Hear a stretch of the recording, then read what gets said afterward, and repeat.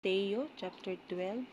At pagkahalata nito ni Jesus ay lumayo roon at siya'y sinundan ng marami at kanyang pinagaling silang lahat at pinagbilin niya sa kanila na siya'y huwag nilang ihayag upang matupad ang sinabi sa pamamagitan ng propeta Isaias na nagsasabi, "Narito ang lingkod ko na aking hinirang at minamahal ko na kinalulugdan ng aking kaluluwa.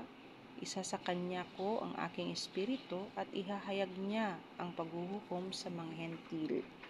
Hindi siya makikipagtalo ni sisigaw, ni maririnig man ng sinuman ang kanyang tinig sa mga lansangan. Hindi niya babaliin ang tambong gapok at hindi papatayin ang timsim na umuusok hanggang sa papagtagumpayin ang paghuhukom. At aasa sa kanyang pangalan ang mga hentil. Nang magkagayoy dinala sa kanyang isang inaalihan ng demonyo, bulag at pipi at kanyang pinagaling. Anupat ang pipi ay nagsalita at nakakita. At ang buong karamihan ay nangagtaka at nangagsabi, "Ito kaya ang anak ni David?"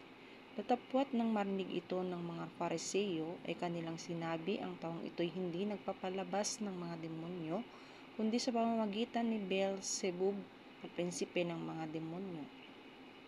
At pagkaalam niya ng mga iniisip nila, ay sinabi niya sa kanila, ang bawat kahariang nagkakabahabahagi laban sa kanyang sarili ay mawawasak. Ang bawat bayan o bahay na nagkakabahabahagi laban sa kanyang sarili ay hindi mananatili. At kung pinalalabas ni Satanas si Satanas, siyang nababahagi laban sa kanyang sarili, papaano ngang mananatili ang kanyang kaharian? At kung sa pamamagitan ni Beelzebub ay nagpapalabas ako ng mga demonyo, ang inyong mga anak sa kaninong pamamagitan sila'y pinalalabas, kaya nga sila ang inyong magiging mga hukom. Ngunit kung sa pamamagitan ng Espiritu ng Diyos nagpapalabas ako ng mga demonyo, ay dumating nga sa inyo ang kaharian ng Diyos. O papaano bagang makapapasok ang sinuman sa bahay ng malakas at samsamin ang kanyang mga pag-aari kung hindi mo nagapusin ng malakas? At kung magkagayoy, masasamsam man niya ang kanyang bahay. Ang hindi suma sa akin ay laban sa akin, at ang hindi nag-iimpok na kasama ko ay nagsasambulat. Kaya't sinasabi ko sa inyo, ang bawat kasalanan at kapusungan ay patatawad sa mga tao, datapwat ang kapusungang laban sa espiritu ay hindi ipatatawad. Ang sinumang magsalita ng isang salitang laban sa anak ng tao ay ipatatawad sa kanya, datapwat ang sinumang magsalita laban sa Espiritu Santo ay hindi patatawad sa kanya, kahit sa sanglibutang ito o maging sa darating. O pabutihin ninyo ang punong kahoy at mabuti ang bunga niyaon, o pasamain ninyo ang punong kahoy at masama ang bunga niyaon, sapagkat ang punong kahoy ay nakakikilala sa pamamagitan ng kanyang bunga. Kayong lahi ng mga ulupong, papaano kayo na masasama ay makapagsasalita ng mabubuting bagay, sapagkat sa kasaganaan ng puso ay nagsasalita ang bibig.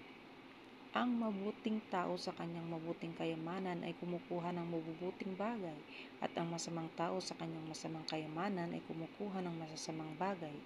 At sinasabi ko sa inyo na ang bawat salitang walang kabuluhang sabihin ng mga tao ay pagsusulit nila sa araw ng paghuhukom. Sapagkat sa iyong mga salita ikaw ay magiging banal, at sa iyong mga salita ay hahatulan ka.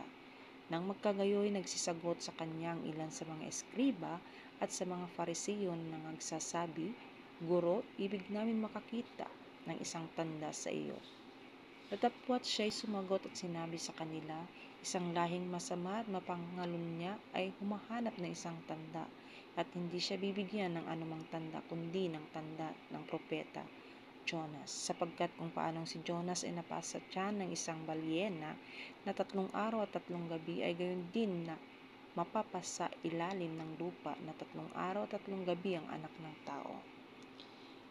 Magsisitayo sa paghuhukom ang mga tao sa Ninive na kasama ng lahing ito, at ito'y hahatulan, sapagkat sila'y nagsipagsisi sa pangangaral ni Jonas, at narito dito'y may isang lalong dakila kaysa kay Jonas. Magbabangon sa paghuhukom ang reyna ng timugan na kasama ng lahing ito, at ito'y hahatulan, sapagkat siya'y nanggaling sa mga wala sa mga wakas ng lupa upang pakinggan ang karunungan ni Solomon at narito dito ay may isang lalong dakila kaysa kay Salomon. Nadapwat ang karumalduman na espiritu kung siya'y lumabas sa tao ay lumalakad sa mga dakong walang tubig na humahanap ng kapahingahan at hindi makasumpong. Kung magkagayoy sinasabi niya, babalik ako sa aking bahay na nilabasan ko at pagdating niya ay nasusumpungan niyang walang laman, walis na at nagagayakan. Kung magkagayoy yumaon siya at nagsasama ng pito pang espiritu na lalong masasama kaysa kanya at sila'y nagsisipasok at nagsisitahan doon at nagiging lalo pang masama ang huling kalagayan ng taong yaon kaysa una. Gayon din ang mangyayari sa masamang lahing ito. Samantalang siya ay nagsasalita sa mga karamihan, narito ang kanyang ina at ang kanyang mga kapatid ay nangatayo sa labas at ibig nilang siya ay makausap. At may nagsabi sa kanya, narito ang iyong ina at ang iyong mga kapatid ay nangakatayo sa labas na ibig nilang makausap ka. Ngunit siya'y sumagot at sinabi sa nagsabi sa kanya, sino ang aking ina at sino-sino ang aking mga kapatid? At inot niya ang kanyang kamay sa kanyang mga alagad at sinabi, narito ang aking ina at ang aking mga kapatid, sapagkat sinumang gumaganap ng kalooban ng aking ama na nasa langit ay siyang aking kapatid na lalaki at aking kapatid na babae at ina.